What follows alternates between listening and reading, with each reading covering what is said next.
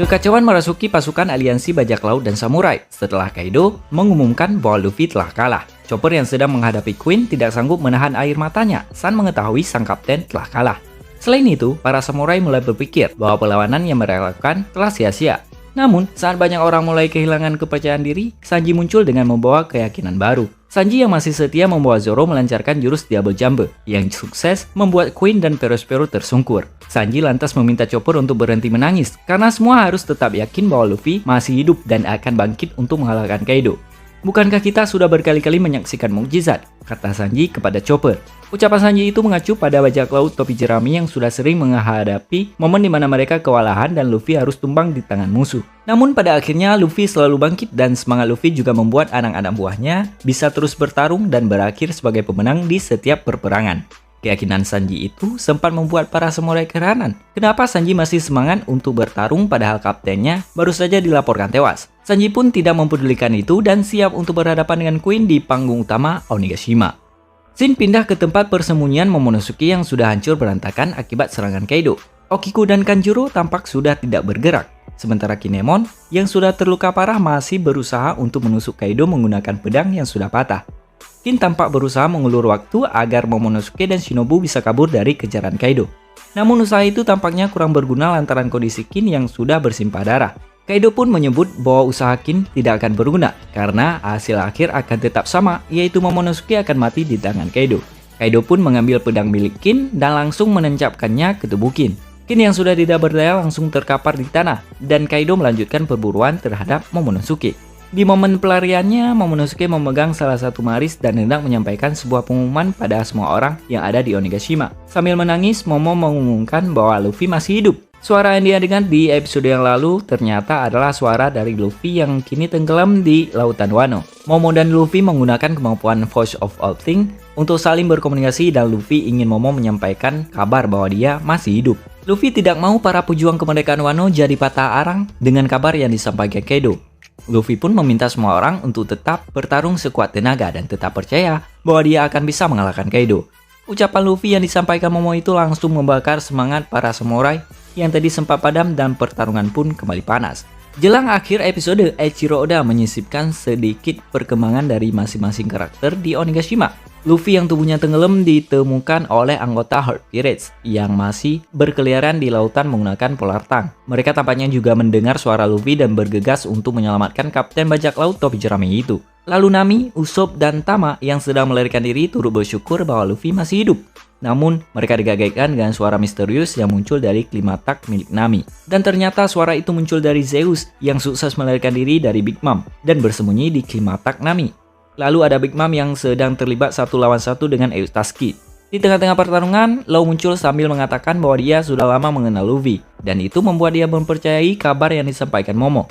Law pun mengajak Kid untuk bekerjasama melawan Big Mom, karena dia tidak mungkin bisa mengalahkan Big Mom sendiri. Episode pun ditutup dengan Kaido yang berhasil menemukan Momo, serta Shinobu yang membuat keduanya terpojok. Sayangnya, saat Kaido hendak menghabisi Momo, Yamato muncul dan berniat untuk menghadapi sang ayah. Yamato mengatakan, selama ini dia terbelenggu rantai ayah dan anak dengan Kaido, dan pertarungan di Onigashima ini merupakan saat yang tepat untuk memutus ikatan darah tersebut. Setelah sekian lama, kondisi festival api di Flower Capital kembali diperlihatkan oleh Eiichiro Oda. Kali ini, cerita singkat Flower Capital terfokus pada dialog antara Otoko dan Tengoyama Hitetsu.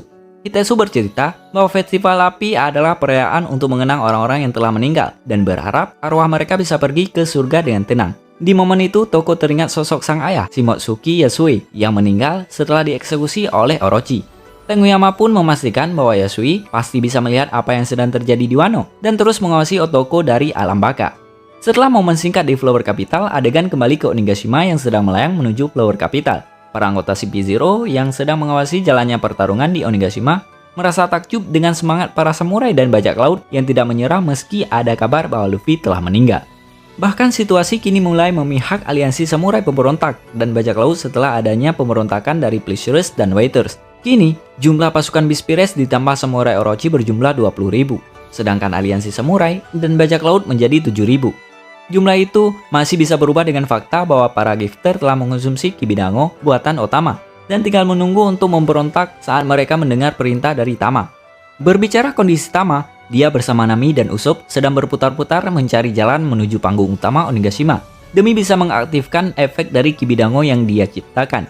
Di tengah-tengah pelarian itu, Nami baru menyadari bahwa jiwa Zeus sudah masuk ke klimatak miliknya dan bisa menjadi senjata baru untuk bertarung.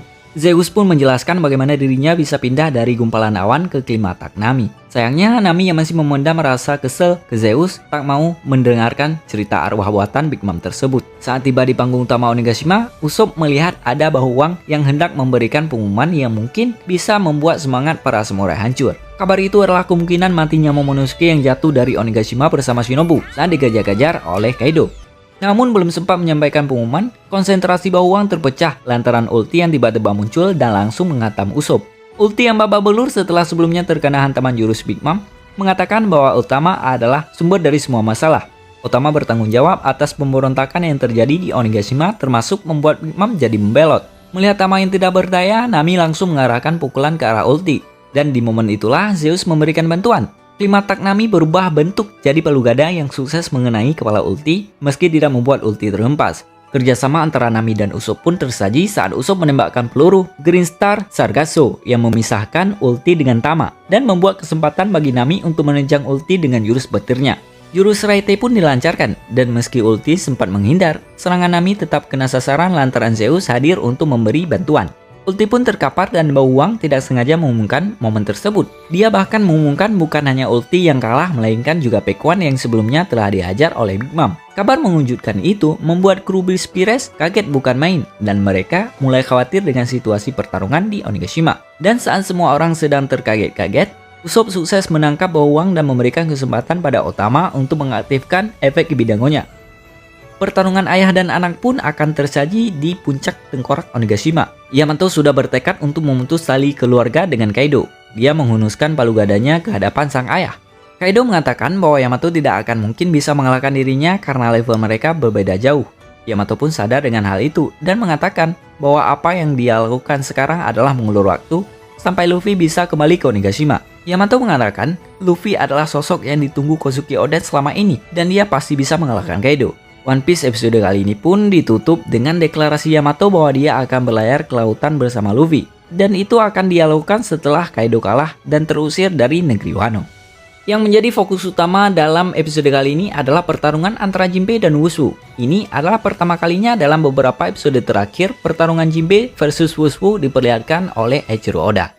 Dalam pertarungan itu, Jinbe merasa kebingungan dengan sikap Wushu yang sangat membenci dirinya. Padahal dia tidak pernah ada masalah pribadi dengan Wushu.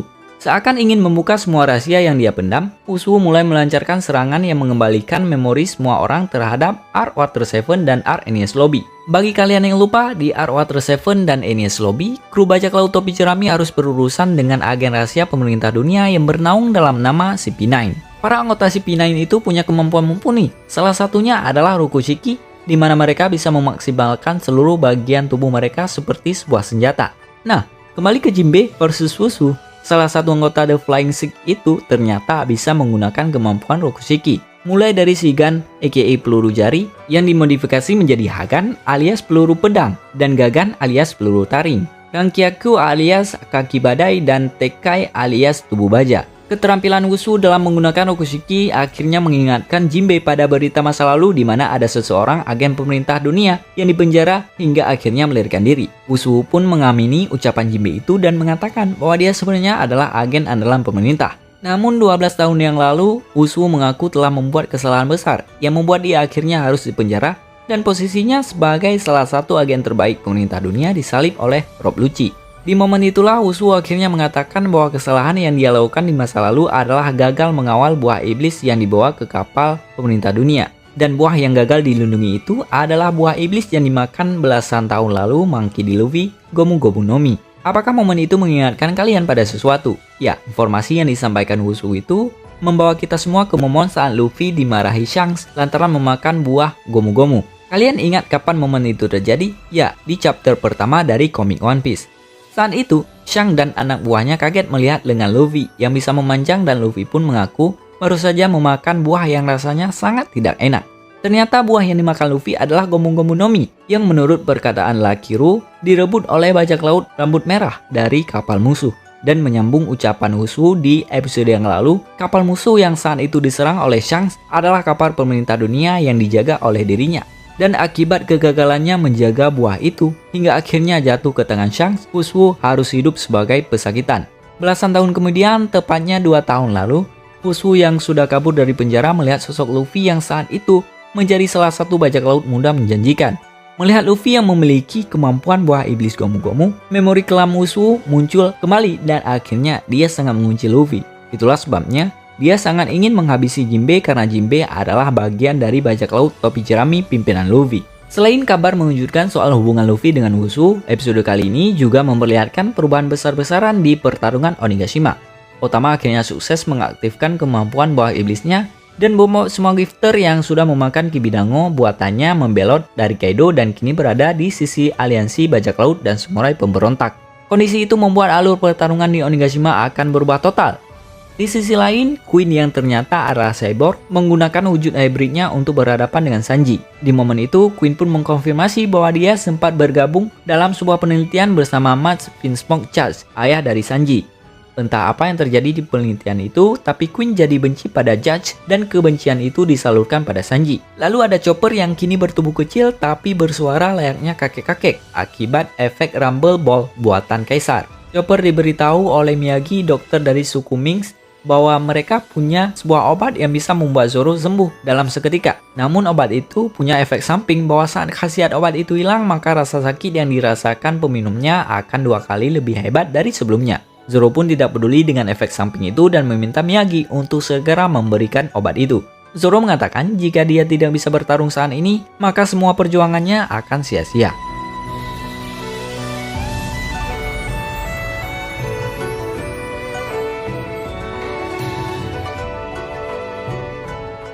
Scene berganti ke lantai 4. Di sana kita melihat Jinbe dan Wushu masih bertarung. Wushu berkata, "Aku tak tahu apa yang terjadi, tapi sepertinya aku tak bisa main-main lagi denganmu sekarang."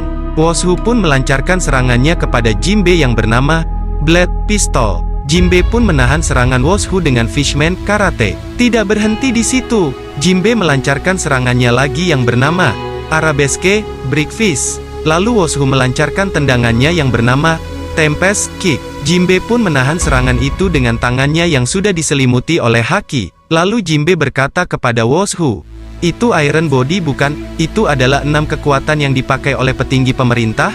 Aku dulu ingat soal anggota pembelot CP9, agensi mata-mata rahasia itu kabur dari penjara. Ide seorang petinggi yang ditangkap memang terasa aneh bagiku." Wushu menjawab sambil tertawa, "Aku tak percaya kalau kau tahu semua cerita itu." "Yah, itu memang benar. Dulu kita tak pernah bertemu langsung. Tapi aku senang dengan situasinya sekarang. Dulu aku menderita karena kesalahan yang kulakukan 12 tahun yang lalu." Jinbe berkata, "Aku dulu dianggap sebagai potensi yang besar. Seorang rival, seorang jenius, Rob Lucci." Mereka berdua pun selesai dengan ngerumpinya dan mulai bertarung lagi. Lalu Wushu melancarkan serangannya yang bernama Fang Pistol.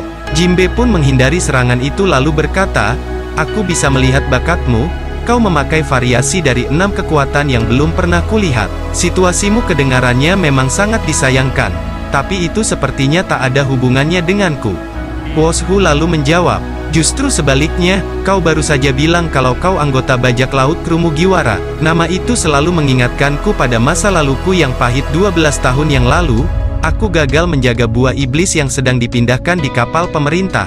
Aku terkejut saat Luffy si Mugiwara muncul terkenal 2 tahun yang lalu. Saat itulah aku tahu buah Gomu-Gomu yang dicuri telah dimakan olehnya." Scene berpindah ke dalam kastil. Di sini kita melihat 300 gifter masih mengamuk menghajar para keroco Kaido. Kekacauan pun masih berlanjut. Di sana para keroco Kaido yang melihat Usopp, Nami dan Otama melarikan diri berkata, "Bocah itu penyebabnya. Dia pasti punya kekuatan aneh. Menurutmu apakah kita bisa menghentikannya dengan membunuhnya?" Lalu Usopp berkata sambil berlari, "Ini gawat. Mereka mengincar Otama." Tiba-tiba Daifugo datang untuk menghentikan para keroco itu dan menghajarnya. Di sana juga kita melihat Horsella yang datang membantu Usopp, Nami dan Otama. Horsella berkata, "Tuanku, naiklah." Lalu Nami dan Otama pun menunggangi Horsella. Horsella berkata, "Semua berjalan sesuai rencana kan tuanku." Gifter pelari juga berkata, Aku juga menemukan Komachio pingsan di belakang. Tapi kau tak perlu khawatir, serahkan saja pada kami, Master. Otama pun merasa senang Komachio masih hidup. Akan tetapi di sana ada yang terabaikan, yaitu Usopp. Usopp berlari sambil menangis dan berkata, "Jangan tinggalkan aku. Biarkan aku naik juga." Lalu Usopp pun sudah menunggangi Horsella. Nami berkata, "Kemampuan Otama benar-benar menakjubkan." Usopp menjawab sambil ngos-ngosan, "Betul, yang awalnya musuh sekarang jadi sekutu." Tiba-tiba Zeus berkata, "Jadi bagaimana Nami? Bolehkah aku jadi pelayanmu lagi?" Nami menjawab, "Yang benar saja." "Tidak." Lalu Nami berkata lagi, "Kita malah bisa jadi partner, bagaimana menurutmu?" Zeus pun langsung bahagia dengan mata lope-lopenya setelah mendengar perkataan Nami. Lalu Zeus menghajar para keroco yang menghadang dan berkata, "Minggir kalian semua, partner Nami mau lewat." Di sisi lain kita melihat para gifter yang jadi sekutu masih mengajar para keroco Kaido dan berkata, "Bantu para samurai mengalahkan Kaido." Para keroco berkata sambil ketakutan, "Mereka semua jadi gila." Scene berpindah ke tempat para CP0. Wanita mata berkata, "Amukan mereka juga memakan 2000 korban dari pihak kita." Jumlah pasukan bajak laut bis sudah turun dari 30.000 jadi 20.000. Kalau kita tambah dengan pengkhianat dan korban baru maka jumlahnya 16.000 lawan 9.000, bantuan para gifter bisa berujung dengan kesuksesan para aliansi. CP0 Topeng Berbulu berkata, "Siapa pemenang dari perang ini tak berdampak pada kita. Kita hanya memastikan kematiannya. Apakah kita sudah pastikan identitasnya? Walaupun itu dia, semua informasi rahasia yang dia punya harusnya juga sudah kadaluarsa. Keselamatannya tidak akan mengancam Sekai Seifu." Para CP0 berkata, "Membiarkan buronan selamat bisa mendatangkan masalah baru. Tapi siapa yang bisa jamin dia akan hidup sampai besok, yang sedang dia hadapi, Jinbe pula."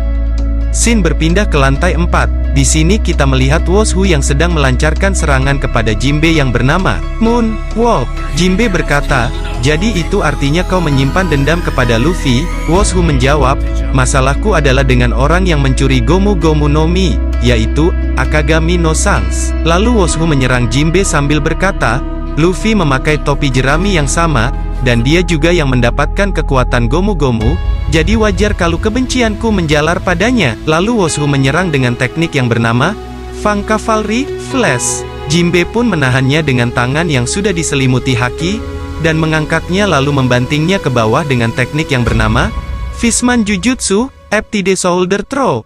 Woshu pun terhempas ke bawah. Tidak hanya di situ, Jinbe lalu menyerangnya lagi dengan peluru air secara bertubi-tubi.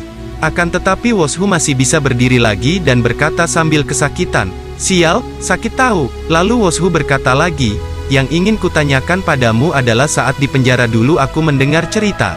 Aku diejek untuk berdoa memohon ampunan kepada seseorang. Konon para budak zaman dahulu percaya dengan legenda seorang kesatria yang akan datang menyelamatkan mereka. Mereka memanggil dia Dewa Matahari Nika. Konon dia akan mendatangkan senyuman di bibir mereka dan membebaskan mereka dari penderitaan. Tapi siapa yang tahu dia memang ada atau tidak?" Lalu Woshu menyerang Jinbe lagi sambil berkata, "Pengadilan kejamku diundur sangat lama, jadi aku percaya pada legenda itu. Aku tak peduli dengan kebenarannya, aku cuma ingin selamat." Lalu Jinbe membalasnya dengan tinjunya dan berkata, "Lalu apa hubungannya denganku?" Woshu menjawab sambil teriak, "Kau pemimpin bajak laut matahari. Ku dengar krunya terdiri dari bekas budak. Selain itu, bukankah sejarah Fishman adalah perbudakan?" Lalu Woshu menyerang Jinbe dengan jari telunjuknya yang bernama Finger Pistol. Jinbe pun terkena serangannya. Tidak berhenti di situ, Woshu menyerangnya lagi secara bertubi-tubi, hingga membuat Jinbe merasa kesakitan. Woshu berkata sambil menyerang Jinbe, "Penjaga yang menceritakan tentang Nika padaku lenyap beberapa hari kemudian tanpa jejak. Aku tebak, mungkin cerita itu bukanlah cerita yang boleh disebarluaskan. Dan mendengarkannya juga bisa menjadi ancaman buatku. Jadi aku mempertaruhkan diri untuk kabur. Menarik bukan? Aku ingin dengar apa yang kau tahu soal itu." Lalu Jinbe menghajar balik Woshu hingga membuatnya terhempas.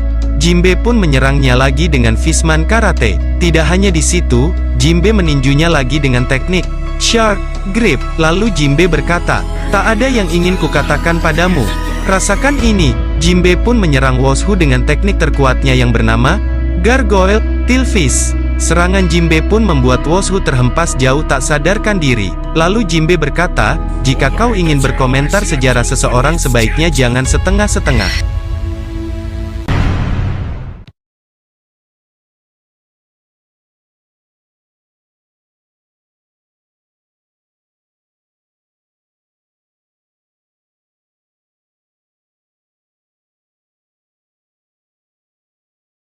Kekacauan merasuki pasukan aliansi bajak laut dan samurai setelah Kaido mengumumkan bahwa Luffy telah kalah. Chopper yang sedang menghadapi Queen tidak sanggup menahan air matanya. San mengetahui sang kapten telah kalah.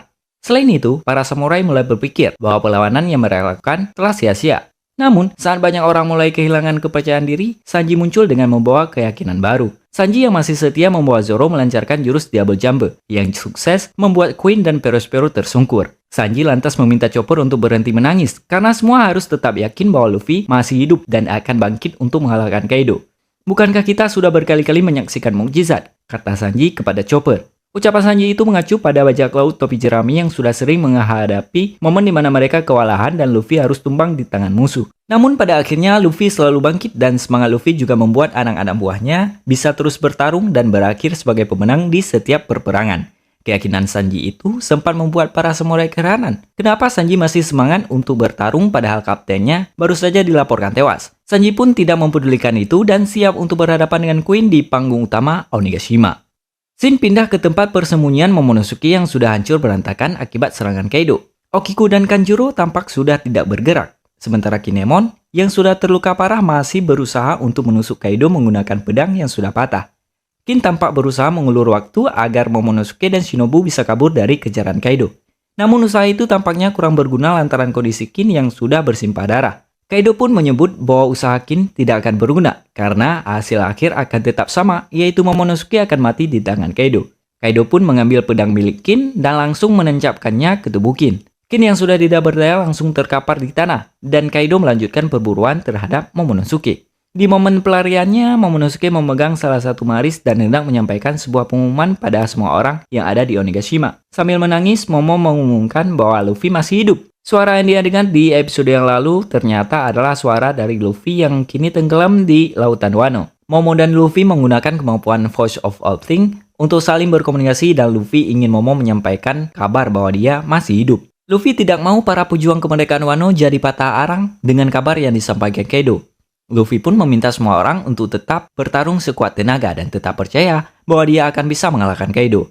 Ucapan Luffy yang disampaikan Momo itu langsung membakar semangat para samurai yang tadi sempat padam dan pertarungan pun kembali panas. Jelang akhir episode, Eiichiro Oda menyisipkan sedikit perkembangan dari masing-masing karakter di Onigashima. Luffy yang tubuhnya tenggelam ditemukan oleh anggota Herd Pirates yang masih berkeliaran di lautan menggunakan Polar Tongue. Mereka tampaknya juga mendengar suara Luffy dan bergegas untuk menyelamatkan kapten bajak laut topi jerami itu. Lalu Nami, Usopp, dan Tama yang sedang melarikan diri turut bersyukur bahwa Luffy masih hidup. Namun, mereka digagetkan dengan suara misterius yang muncul dari klimatak milik Nami. Dan ternyata suara itu muncul dari Zeus yang sukses melarikan diri dari Big Mom dan bersembunyi di klimatak Nami. Lalu ada Big Mom yang sedang terlibat 1 lawan 1 dengan Eustaski. Di tengah-tengah pertarungan, Law muncul sambil mengatakan bahwa dia sudah lama mengenal Luffy, dan itu membuat dia mempercayai kabar yang disampaikan Momo. Law pun mengajak Kid untuk bekerjasama melawan Big Mom, karena dia tidak mungkin bisa mengalahkan Big Mom sendiri. Episode pun ditutup dengan Kaido yang berhasil menemukan Momo, serta Shinobu yang